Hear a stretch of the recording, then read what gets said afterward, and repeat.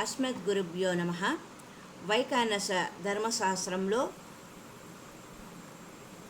వైఖానస ధర్మసూత్రంలో చెప్పబడిన అపత్నీక వానప్రశస్తులు ఎలా ఉంటారో తెలుసుకుందాం.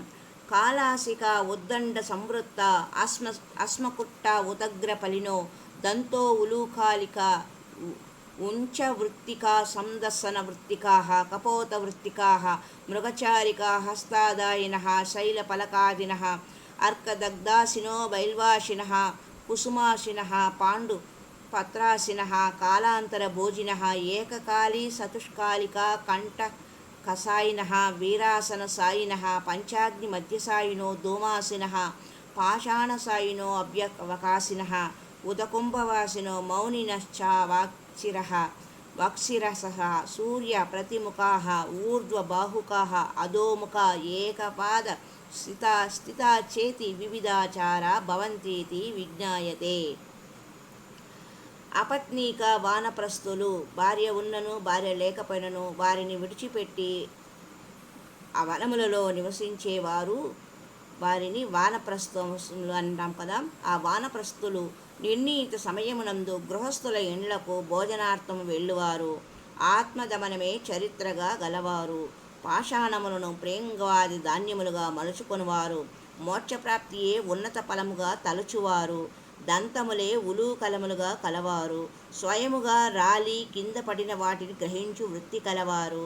పదార్థములను తినుటయే వృత్తిగా కలవారు. కపోతముల యొక్క వృత్తి వంటి వృత్తి కలవారు. హస్తములతో ధాన్య ఫలాదులను ఖండించు వృత్తి కలవారు. పర్వతముల ఎందు ఫలములను తినుచు జీవించువారు. సూర్యకిరణములచే ఎండిన ఫలములను భక్షించు వృత్తి కలవారు. బిల్వపత్రములను తినుటయే జీవనముగా కలవారు. పుష్పములను తినుటయే వృత్తిగా కలవారు. రాలిపడిన ఆకులను భక్షించు వృత్తి కలవారు. అకాలమునందు భుజించువారు. అనుష్ఠానములను ఏకకాలమునందే చేయువారు. అనుష్ఠానములను 4 కాలములందు చేయువారు. ముండ్ల పొదలపై శయనించువారు. వీరాసనము వీరశయనము సర్వవేళలయందు ఆచరించువారు. నలుదిక్కులయందు 4 అగ్నికుండముల యందు ఊర్ధ్వభాగమున సూర్యుడు ఉండగా మధ్యను శయనించువారు. ధూమమే హవిస్సుగా కలవారు. బండ్లపైన శయనము ఏర్పరచుకొనివారు.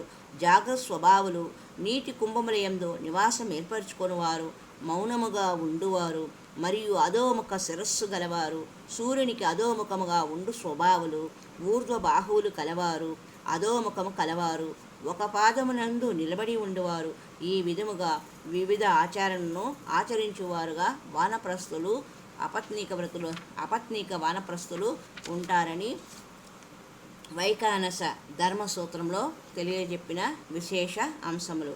వైఖానస ధర్మసూత్రము మరి యొక్క ధర్మసూత్రములను వానప్రస్థులకు చెప్పినది. రాత్రౌ నాశ్నీయాత్ రాత్రుల యందు భుజించరాదు. మరి యొక్క వైఖానస ధర్మసూత్రము మూలైహి ఫలైహి పత్రైహి పుష్పైర్వా తత్తత్కాలేన పక్వైః స్వయమేవ సంశీర్ణైః ప్రాణం ప్రవర్తయన్ ఉత్తరోత్తరేప్యధికం తపస్సంయోగ ఫలాద్విష్టాష్టమాచరేత్.